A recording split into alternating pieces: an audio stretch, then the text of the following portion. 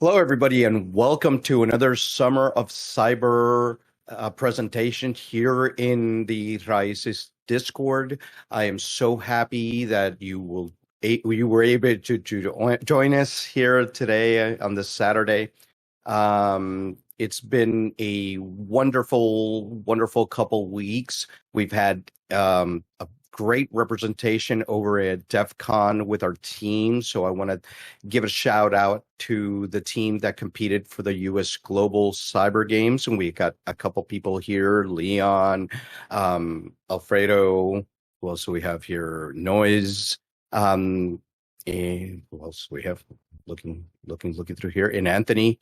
That competed during those competitions in Vegas. So you guys did a wonderful job and represented Raices very well.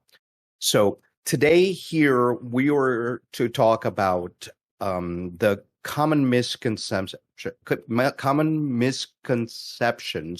of being in the field of cyber. So let me start by introducing myself to some of the members that may not know me. My name is Eric Belardo, and I'm the founder and executive director of Raices Cyber. We started Raices about a year ago to try to get a safe space and to increase the representation of Hispanics, Latinos, Latinas, and Latinx into the field of cyber.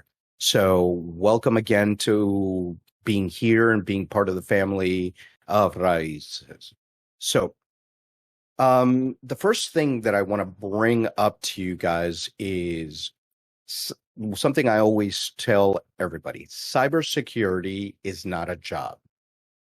It's a career field.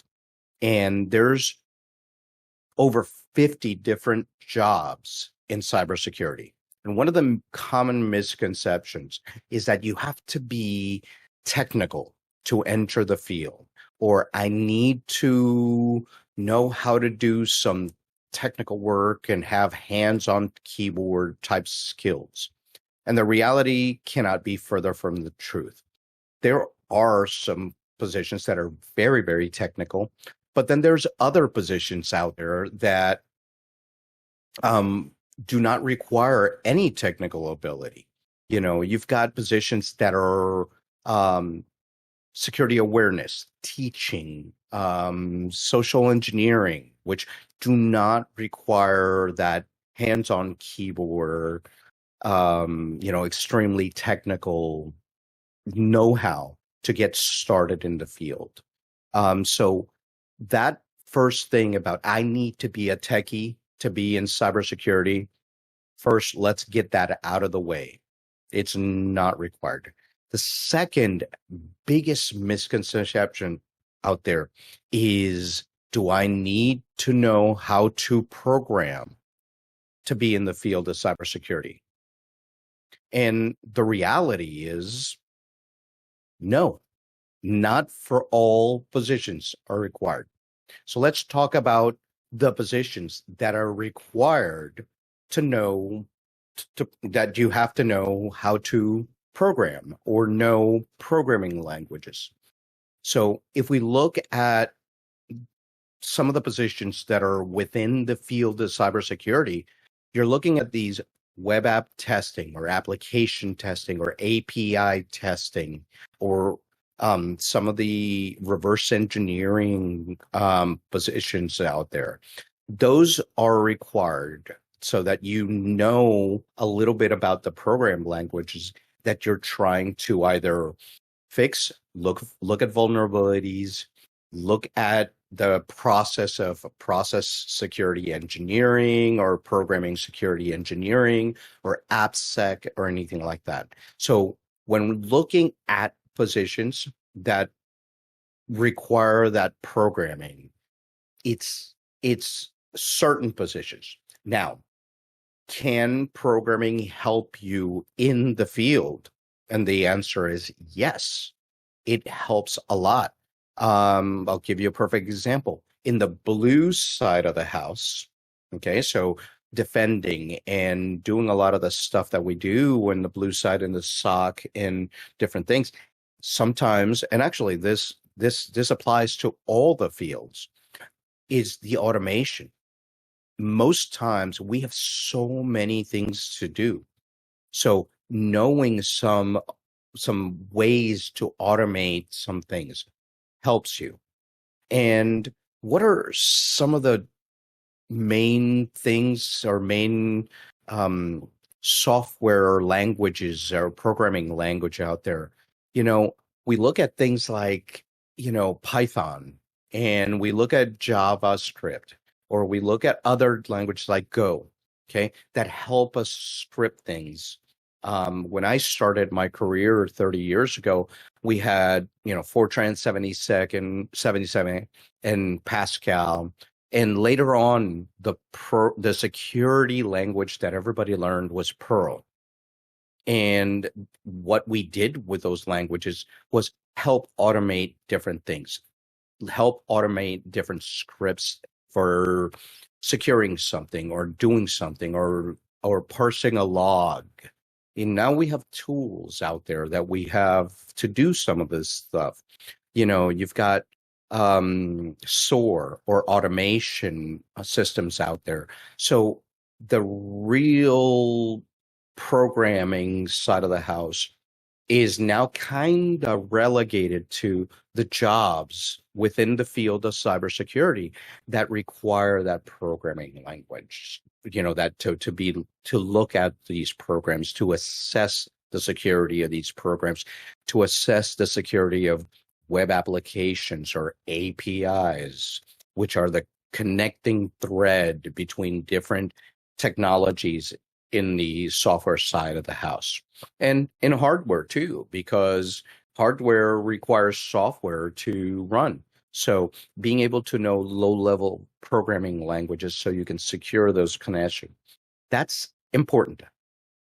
Now, going back to the misconception is, do I need to know this when I start? And the answer is no. You do not need to be a programmer to be in cybersecurity. You do not need to know how to program to be a SOC analyst. You do not need to know how to program if you're, learning pen testing. Okay. You do not need to learn that if you're doing certification and accreditation or assessments or anything like that. It helps, but it's not required. Okay. Yeah, and I want to add from you that one thing, learning how to program code. Those are those. Correct. I don't know how to program in Go, Rust, C Sharp. I only know how to code Java and Python, but I know how to code of other languages. Because the fundamental, but it matters. And when you Correct. know the fundamental, every and that's what applications. Correct. Correct. It's learning the fundamentals. But you hear a lot of people out there in the industry. You see it on Twitter, you see it on different areas where I call them the gatekeepers. We all call them the gatekeepers, saying you can't be in cybersecurity, and they say you can't be in cybersecurity if you don't know how to program. If you hear that, send them to me. I will make them understand. But the reality is that for certain positions, it's important to know the fundamentals or learn more later on. But the takeaway here is, in order for you to be in cybersecurity or to be in the field, you really do not know how to program. You need to know the fundamentals. Okay. Now, the other one is I need to know how to be a pen tester to be in cybersecurity. Okay. One of the things that I always tell anybody who's entering the field is, yes, pen testing is the exciting part of it, the the sexy part of cybersecurity, learning how to break into things. But do you need to learn how to pen test to be in cybersecurity? No, you do not. And it depends on the field. When we look at the field of cybersecurity, you can break it down into the defensive side, the offensive side, the purple, where we all come together, and then the GRC or the green, and also other areas. So you've got over 50 to 60 different type of jobs in the field.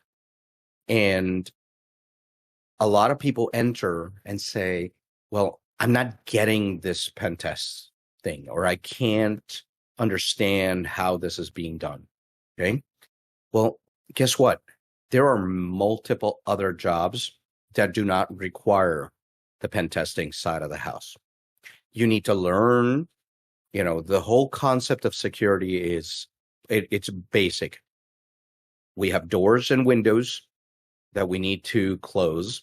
And then we have these doors and windows that we need to rattle to make sure that they're closed. So if you look at that, the pen testing side of the house says, hey, let me rattle the doors. Let me rattle the windows. Let me make sure that I can get through this window. Okay. And get into your house. Okay. The blue side says, let me build a better lock for my door.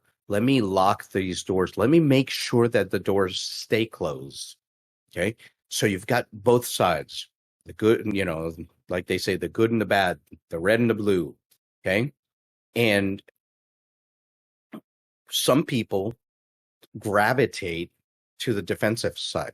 I'll tell you guys myself, I'd say about 75 to 80% of my career in 33 years, I've been on the defensive side or the managerial side.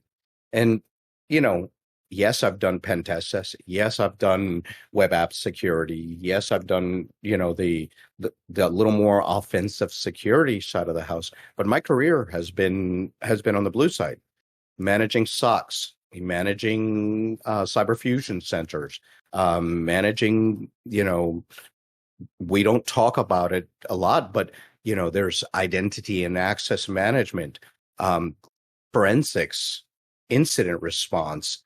Those areas are equally as valuable. So when somebody says, "Oh, you've got to learn to do, pen tests or any of these kind of things as a beginning thing," it's not quite accurate. So it's a big misconception. And the thing is, because it is so sexy and because it is so exciting, there's a lot of resources to learn. There's Try Hack Me, there's Hack the Box, there's all these other different groups and training and OSCP and CEH and PT XYZ. Okay. All of these things are out there to learn that. Okay. But is that what you want to do? Is that the area that you want to do? So the misconception here is I've got to learn how to pen test to get into the field of cybersecurity.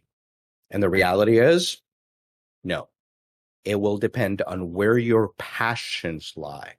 And I say to everybody, try it. Okay. In my career, I've done pretty much almost all the fields.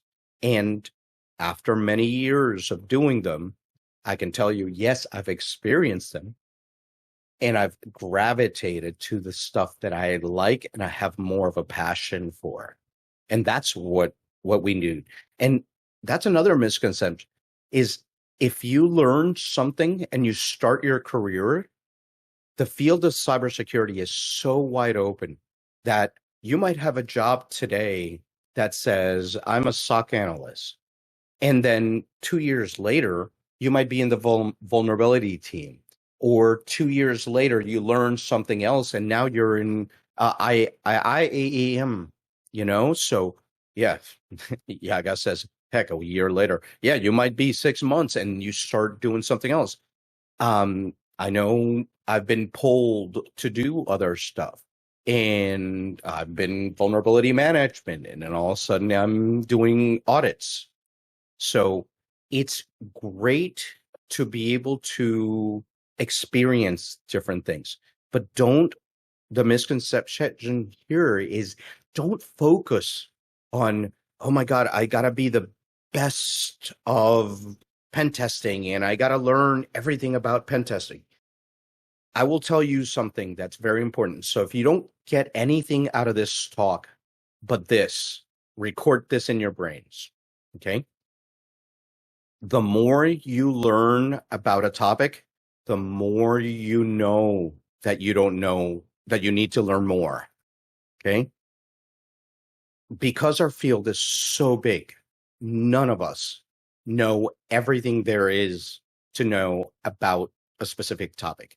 And the more you learn about that topic, the more broad you realize that topic is. And so you're always chasing more knowledge in those areas. It's very interesting that you all need to know that technology changes every 18 to 3 to 5 years. It changes so much that the things that somebody knew 5 years ago, by now they're old. So learn that you have to keep up with this technology. So that brings up another point, which is all these people, all these gray-haired, gray-beard people that say, hey, I'm, been in the field for 30 years. Listen, we are all at the same level with certain technologies. I had an interview just 2 years ago where somebody actually said, I need 10 years experience in this technology. And I looked them in the eye and I said, that technology did not exist 3 years ago. And they said, BS. And I picked up my phone, called the CEO of the company in the interview and said, when did you start this company? And he said, 3 years. And I put him on speaker. Thank you very much. So we're all at the same level with certain technology. Even those experts are part of that. So knowing that we have to keep up with these technologies, to keep up with these fields, to understand that every time we see something, we need to learn more. Okay. We are none of us are experts in the field. I am. Yes. Somebody says something? Yeah, I did. All right. I'll keep on going. So it's very important that we understand that when we're in the field and we're trying to start and we're focusing on something, that we don't get so hyper focused on something that we go, well, I don't know enough to get started.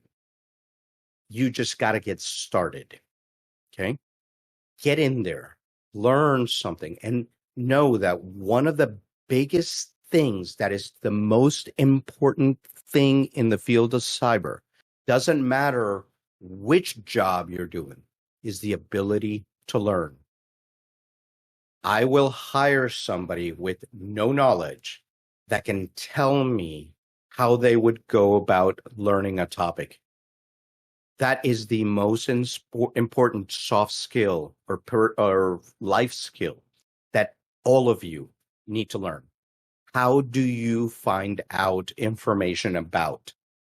So one of the interview questions I do every time I hire somebody, I give you this piece of technology.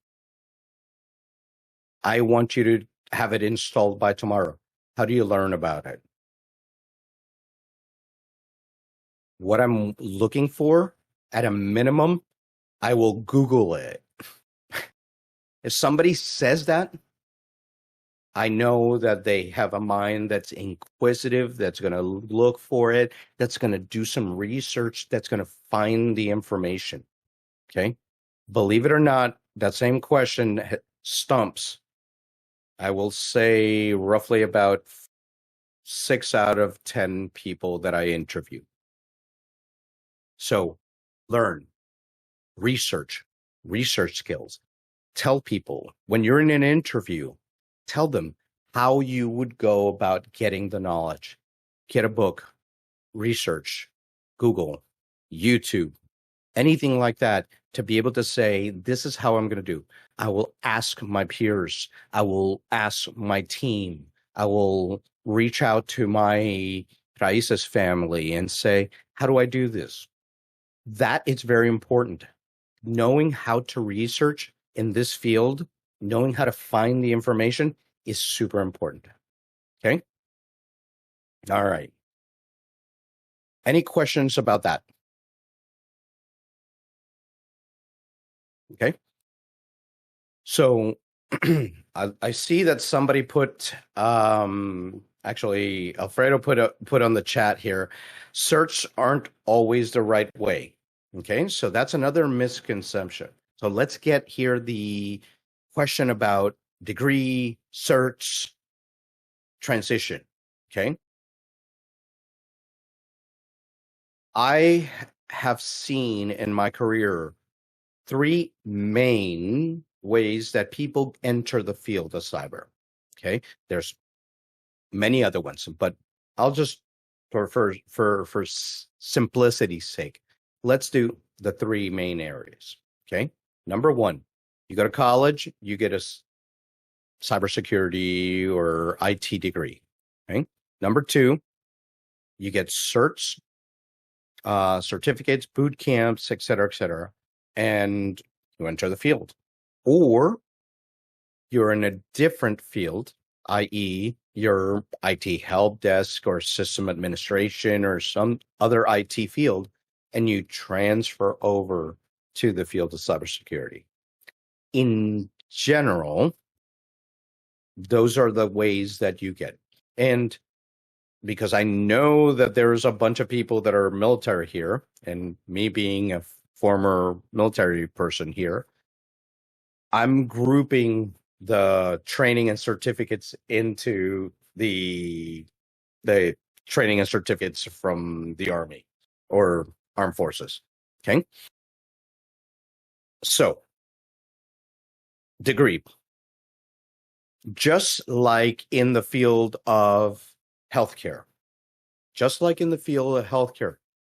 do you need a degree to be an EMT? No, you do not need a degree to be an EMT. Okay. Do you need a degree to be a doctor or surgeon? Yeah, you need a lot of training, a lot of certifications and training and things of that. The same thing applies to the field of cybersecurity. Okay. You cannot enter the field and be a CISO or a CSO or a CTO or or like me, called a BUSO, business unit security officer or anything like that. You need experience to be an architect. You need a lot of training and a lot of experience. So let's take those out of the way. But just to get in to the field, you do not require a degree. Okay. Now let's go to certificates. Okay. Certificates are very valuable and show some of the skills that you're learning.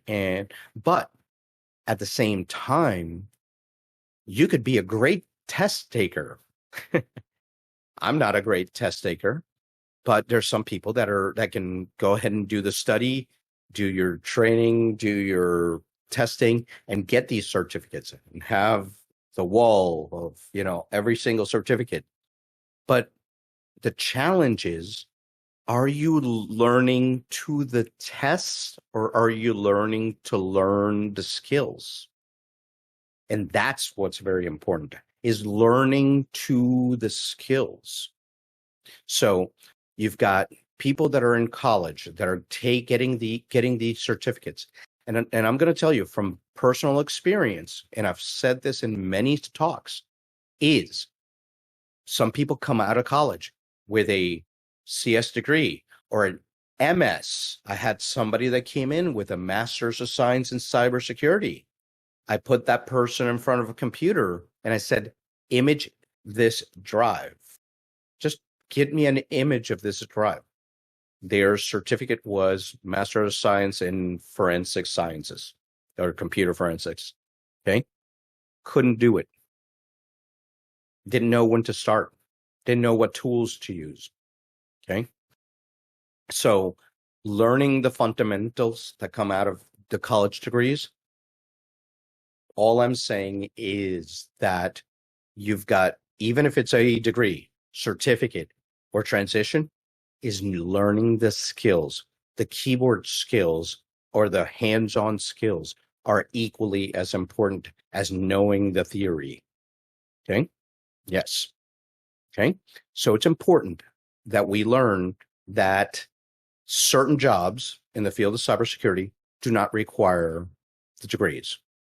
They will help you later in your career as you progress through the, lead and director and manager and VPs and stuff like that. It helps at that level, but to come into the field, learn the information, get your skills strong for whatever it is that you want to do. And then the challenge is, how do I show those skills in a resume to tell somebody that I know how to do these things? And there's various ways. Every assignment that you have, everything that you do in college, everything you do in these certificates, doing things like doing your home labs. We've talked about it in here. Doing, volunteering with organizations, doing CTFs, and use those in your skills inventory, because sometimes you may not have that traditional experience of having a job somewhere. You can add all of those projects and say, look, I've been doing my own research. I've been doing my own training. I have been working with these organizations, doing your home labs. Here's what I've done. Here's what I can show you. Here's a GitHub from the things that I've done. Okay. Here's a project that I've done. Oh, here's a YouTube of the project that I did. Those kinds of things are now going to be the wave of the future of how we're hiring people, because a lot of people are not getting the education, or the education is not on par with what people need. So I encourage you guys to know that, yes, degrees and certificates and all of these things are very important to get through that, called that HR barrier. But what's going to become more important is what you know. What are the skills that you bring and how you present those skills to people? And we're talking to a lot of people about this. I was just talking about 1 month ago to the chief HR of Dell Technologies. And that person was asking me, how do I teach my HR to look at resumes for cybersecurity people and not look at them in the traditional way of objective education experience? And so companies are starting to think about this and saying, how do I hire these people that may not have this stuff? We always say your adversaries don't require certs in cybersecurity. Why are you telling me that I need a cert to do with that? Okay. Now, cybersecurity is a team sport, and it always has been. And one of the things that is another misconception out there is that we all have these divisions. IT help desk, the system administration, the blue team, the red team, the purple team, the vulnerability management, the IAM team, the GRC teams, all of these different groups that are out there. Okay. And we seem to segment ourselves. Well, cybersecurity is a team sport. I cannot secure a system if I don't know what I need to secure. That's where my GRC people tell me, hey, you need to secure these things over here. Okay. I need to secure my users. That's where my IAM or our identity and access management teams come. How do we handle our AD? How do we handle our users? How do we grant access to these things? Okay. All of these things are things that you need to be looking laterally to each one. Work as a team. The help desk are the first ones to identify sometimes that something's amiss. You know, this user has a problem. You know, way back in my time, it was like the mouse is moving weird. The mouse is moving weird. Well, we had an exploit called Bo Peep that we could, move the mouse and stuff like that. But, sometimes it's help desk that says, hey, something's wrong with this computer. Okay. Sometimes it's the identity and access management that's seeing, hey, why were these users created in the AD? Oh, could be a privileged desk, right? Or your blue team looking at the logs. Okay. Way back in my time, we had to read the logs, with our eyes. So we look at that, identify something, and be able to tell somebody else, hey, listen, what's going on over here? So the point that I'm trying to make to you is, doesn't matter which area of cybersecurity you come into, know that you need to be talking to the other folks. Know that you have to be talking to your team. Know that we're all on the same team, and you can learn what they do. And you might find that you like I said, as you're doing something, you might find that, I wanted to be a pen tester all my life. Well, guess what? Maybe vulnerability management and running the scans and identifying the patches that are missing and working through that to continually be patching things. You'll pull your hair out because it's every Tuesday, patch Tuesday, every tool out there has a new patch. So you're scanning, it's constantly coming. But it's a great job. It's a really awesome job. I did it for 5-6 years that I did that, or managed teams of vulnerability, across the world. It was awesome. It was awesome. Doing things like GRC. People say, I don't want to be an auditor. Well, guess what? That's where people don't realize that everything starts at GRC. How do we get the policies to secure things? How do we tell somebody that they need to do a pen test every, 2 times a year or that comes from the policies. That comes from the procedures. That comes from your SOPs. Okay. And you're the one that tells people this is what we should be doing. So having a strong GRC team, looking at governance, looking at risk, and adding that is incredibly important. And it's a fun job. It can be a fun job. Okay. The compliance piece, learning about HIPAA and high tech and ISO 27001 and things of that nature. It's a great job. Especially for people that are, and we have a lot of people here that are, that are very, I'll say it this way, they're very OCD, very particular. They like things in order. It's a great job for people that think that way. Okay. It's a great job for people that think about risk. What happens if this happens? What happens if this happens? My current job is I'm building a GRC program for a global organization. So it's like, what do I do? What are my risks? What are, if they do this and they have this new 5G thing that we're going to go to the satellite or come down or something like that, what can happen here? Do I need to do a threat model? What could happen? And if though, how can I protect from that? And then be able to tell the architects, hey guys, you need to build a good architecture to protect against this risk. That's awesome. Okay. It's a lot of fun. And then that threat model goes to the blue and says, hey, you need to start watching for these things.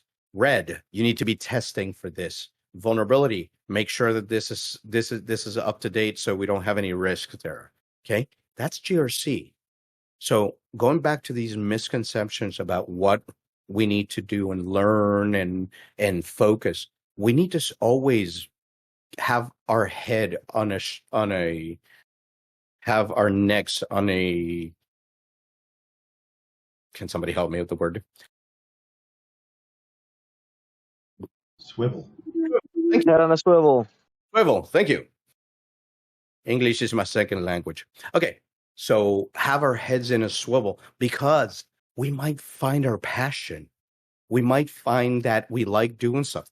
And you might enter the field doing blue stuff and working in a SOC.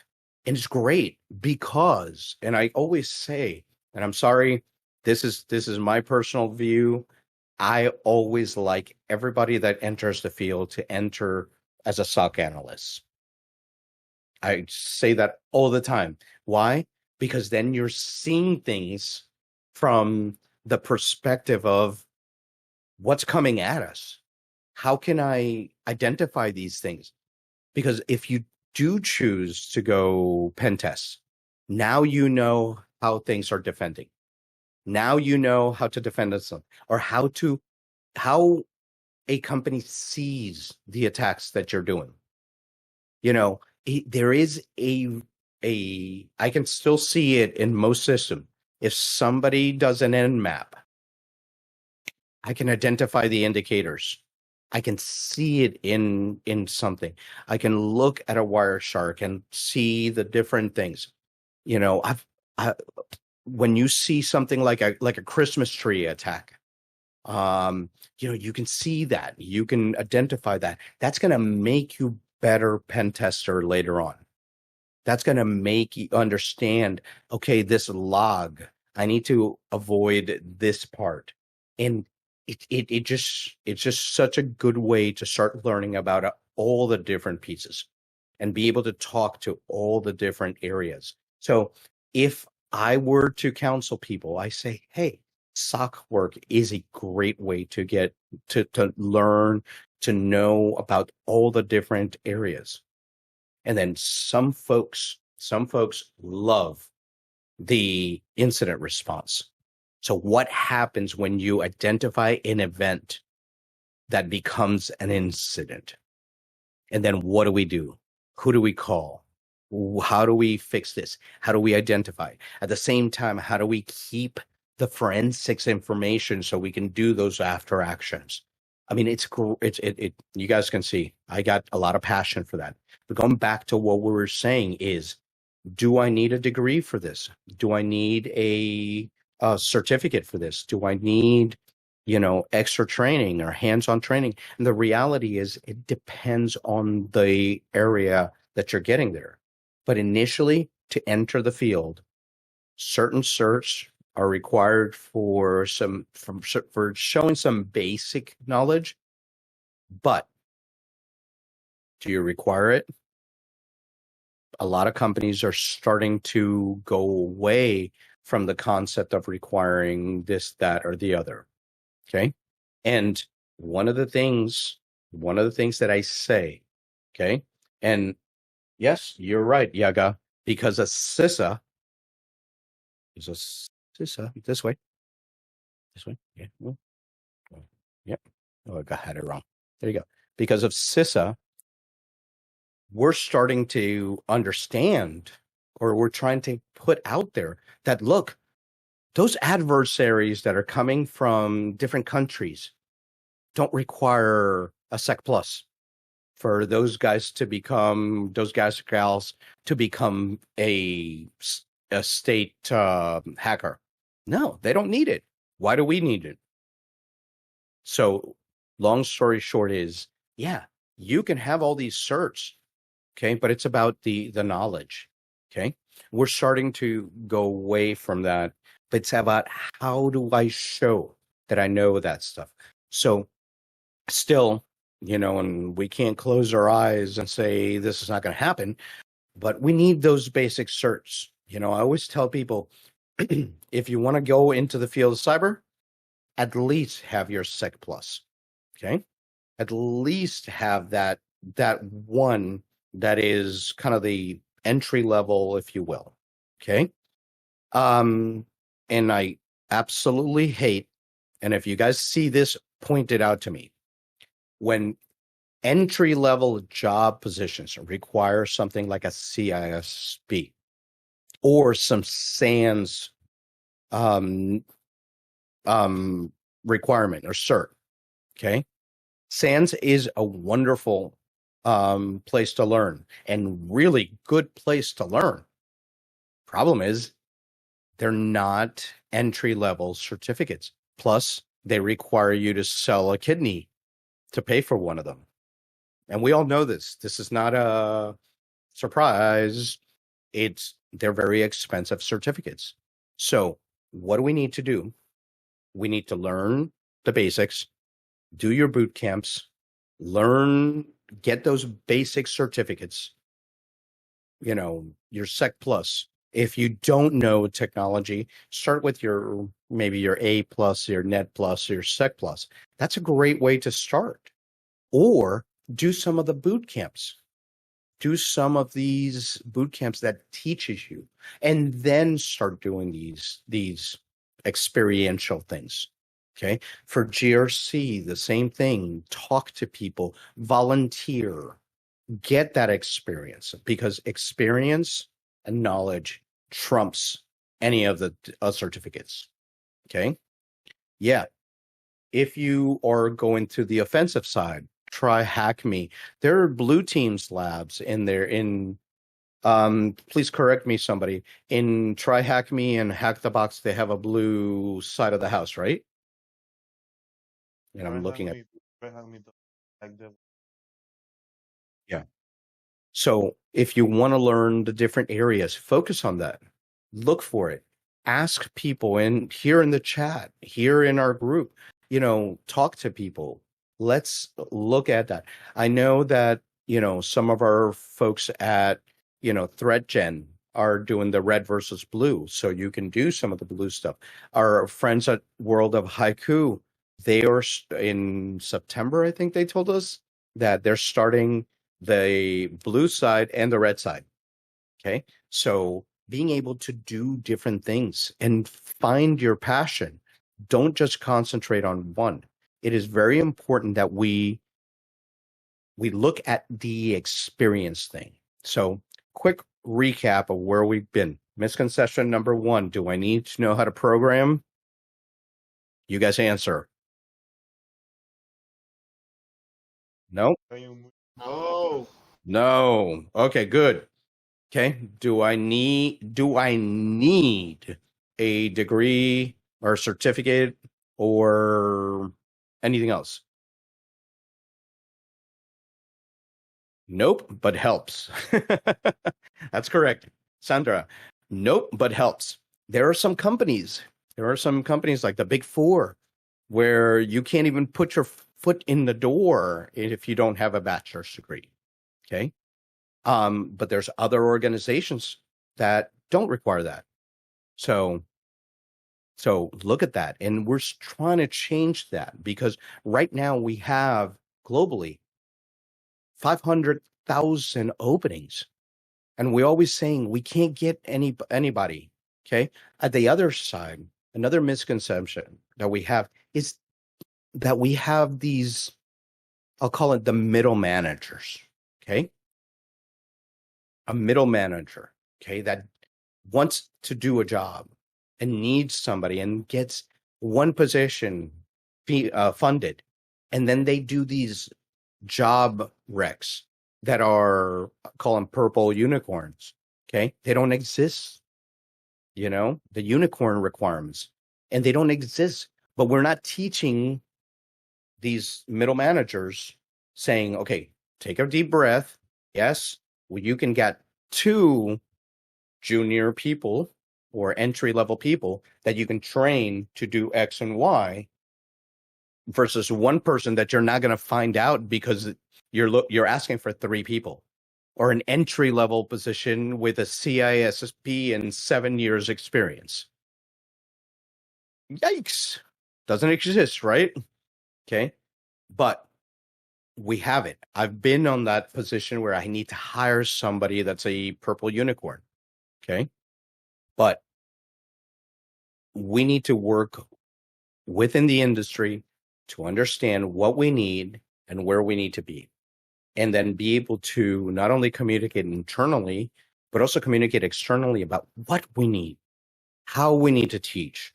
We're talking to different organizations. I'm talking to 3 different colleges right now, and we're talking about how do we do a program that within 12 months, somebody can be having a part-time or a full-time job in cyber. Okay.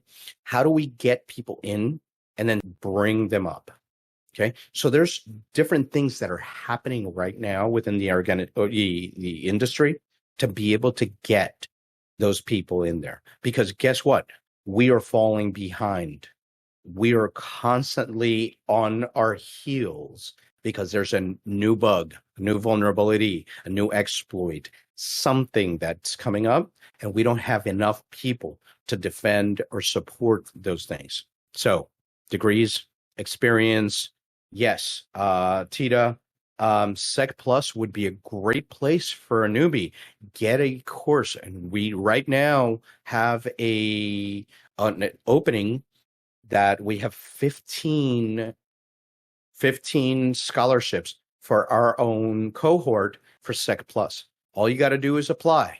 The information's on the Discord. Apply. On Monday, we're going to go globally, and for right now, I wanted to give you guys the first try of getting into this cohort. It's going to be wonderful. It's going to be 10 weeks. It's going to be very experiential. So please go ahead and get the information, put your package in, and, I'm going to give preference to you guys first. Okay. Now, we've talked about the different misconceptions about degrees, programming, certificates. There's a lot of them that come up. And if you're on Twitter and you hear these people doing these things and being gatekeepers, don't listen to that. Ask your peers. Ask people that have been in the industry. You've got Brian here that's been around for a while. You've got me. You've got so many other people in the organization. Ask us, is this real? Is this somebody making noise? They have a lot of people out there that like to make noise. Okay. The reality is, focus on yourself, focus on learning, and understand that everybody has some of that imposter syndrome that we talk about. And the reason for that is what I said earlier. The more you learn about something, the more you know you don't know enough about it. We all do. It doesn't matter if you've been around for 30, 40 years. As a matter of fact, we have more than that because we're going back. The stuff that I learned in college were mainframes. So when we said tablets, we mean tablets, okay, never mind. It's hard to gauge the jokes. So please understand, there's a lot of misconceptions about security. There's room for everybody. There's 500,000 openings right now. If you guys go to cybersec.org, you can see the actual openings that are available in cybersecurity across the United States, I think it is. Okay. Look at that and say, why is it that we're having so many problems hiring people? And the reality is very complicated. Companies not doing their HR well enough, security teams that can't move from that old paradigm of, I need to have 3 vulnerability person and it has to be 5 years, 7 years, this, that. No, change it. You need to be agile, especially in this environment. And then people like us that are sitting here going, I need to learn this before I can do this, before I can do that, before I can do this. No, listen, let's get started. Just get started. Just talk to your friends, talk to your peers, build those. I don't like the whole mentorship program because there's one-to-one, and that's sometimes good. I like the mastermind groups. I like the group that we can all talk to each other. I have a mastermind group with fellow CISOs and fellow students and fellow, and we talk to each other. And I say, hey, I don't know about this. What do you think about that? And I get my head slapped and says, you're doing good here. Move this way. Okay. So get that mastermind group, get that group of people that you can say, I'm having this problem, or I have this question. I don't know where to go. Ask people, get various pieces of ideas. Okay. Okay. So let me stop here and hit some questions that are here. Okay. All right. So most jobs I've seen on security are contracts. Is there a lot of benefits in long term? Is there a lot with benefits? Okay. There's a lot of jobs with contracts because companies, when they do the funding, they might say, we cannot build a permanent position in my company. So, but they would get what they call CapEx and OpEx money, okay? Operational versus capital expenditure.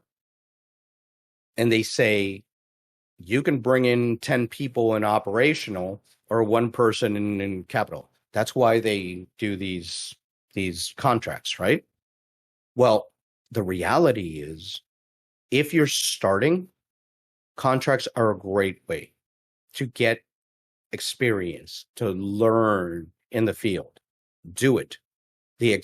Some of the contracting companies have great benefits. Some of them are hourly, okay? But do it. The most important part is get in the world of, okay? And there's other contracting companies that are long-term, or government contracting company that have like a 2 to 5 year contract with company X, and then they do have some good benefits and stuff. Okay. Any other questions? There was earlier by Casa too about how come employees are paying for your education. That is very hit or miss. Okay. I know there are companies that are very strong about it, and we're trying to change. There's a common saying, okay, that a CEO and a CFO are talking, and the CEO says to the CISO, I'll just say it that way, says, what if we train these people and they leave? And the CISO says, what if we don't train these people and they stay? So that perspective of Do I spend money on training my employees because I'm afraid that they're going to become so good that they're going to go and be poached by other company? That happens a lot. That happens a lot in a lot of companies. So some companies that have more emotional intelligence will do a lot of training stuff. Okay. Others don't. And that's why it's very important that you have an organization, that you belong to organizations like Raices, where you can get that extra training, where you can get some support, where you can get more experiential stuff. Okay. And I'm not just saying for us, there's Raices and Black Girls Hack and all these other organizations that'll help you get that education, if you will. Okay. So don't just look at what your company does, but ask for it. Okay. And as well as be careful with that, because some companies will say something like, yeah, we'll pay for this course, or we'll pay for you to go there, but now you owe us 2 years in the company. Okay. And they do something like that to kind of recoup their stuff. But what ends up happening is, it creates a really bad blood between some people. But if that's how you have to do it and you're happy with your company, do it. Okay. And again, that's just Eric speaking here. Okay. Now, the other thing is volunteer with nonprofits, volunteer with companies that are around your area. Like if you want to get some experience, you can go to a local church or a local nonprofit and say, look, I'm a cybersecurity professional. Let me help you, as a volunteer, set up this. Okay. While that's not a job, you can put that on our resume. Okay. So know that there's other ways to get experience. Work with, say, for instance, Raices. Let's set up a CTF. Let's set up some servers. Let's do these home labs. Let's do these kinds of things to support some of the other areas. Put it in your resume. When you do a course like this, when you go and you go to a CTF and participate in that CTF, ask those people, can I get a certificate for this participation? Because it shows somebody that you really want to learn more. You really are doing something that it's gonna shine versus somebody that says, well, I've got a Sec Plus and has nothing on your resume. What if you have a Sec Plus you have all these things that you've done, your home lab, your GitHub, your video, your this, your that, that's going to set you aside, set you in front, I want to talk to this person. Okay. All right. With that, couple things that are happening. Again, please, in the Discord, there's information about our Sec Plus training cohort. We have 15 scholarships to give. Please go ahead and apply to that. It closes on the 12th of September, and it starts on the 19th. It's going to be 10 weeks of advanced training, and it's going to be a great way for you to be ready to take that Sec Plus exam. Okay. On top of that, please, tomorrow night, I believe it's 7:00, we have a group that's going to meet to talk about what we've done over the week and stuff like that. Get with ATHL, Athlete 337, on our Discord, and you can see it in the events on the Discord. And that's, there it is. It's on the chat, so you can see it's their hangout. And then we're getting ready to do a lot of different things. So please, stay tuned to everything that we're doing here at Raices. Join us, https:/bio.link/raicescy. Join us here. And then join us for next Saturday for another exciting Summer of Cyber series. So again, thank you everybody for being here and have a great week.